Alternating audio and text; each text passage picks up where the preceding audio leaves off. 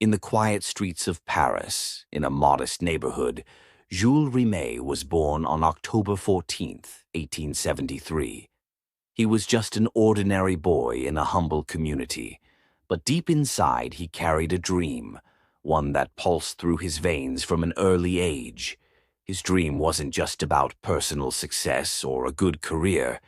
It was about uniting the world through the sport he loved most: football. Jules was a diligent student, always focused on his studies. His hard work paid off when he earned a scholarship to continue his education in Paris. The big city opened his eyes to a broader world, and it made his dreams even bigger. In Paris, he studied law and later worked in the stock market. But no matter how good the job was, his heart wasn't in it. His heart was on the football fields with the ball that he saw as a tool to change the world.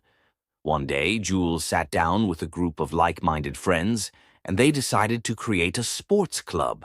In 1897, they founded Red Star FC, a club that still competes to this day. But this was only the beginning. Jules wasn't just thinking about himself, he was thinking about everyone around him, about how to make football a global sport, not just a local pastime. In 1910, he decided to establish the first national football league in France, and he succeeded, becoming the league's first president. His success in achieving his local dream made him believe that his global dream could also become a reality. After World War I in 1919, the French Football Federation was established, with Jules as its first president. By this time, he was dreaming of something much bigger: a global tournament that would bring together nations from around the world in fair competition for the cup.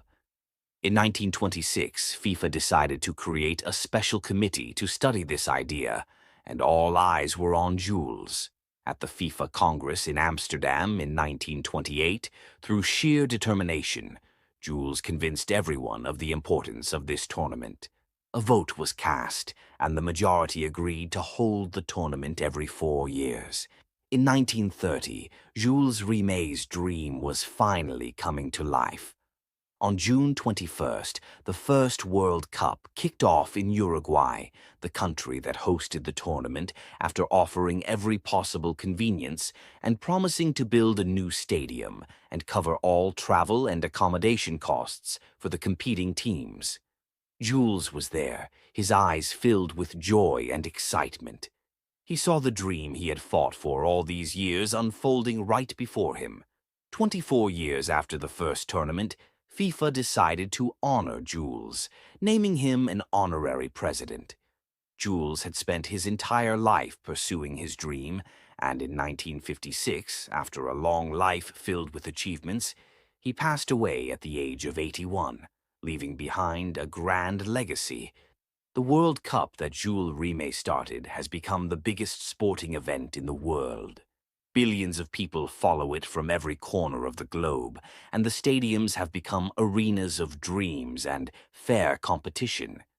Uruguay was the first country to host the tournament, and Brazil was the first to win the cup 3 times, earning the right to keep it forever.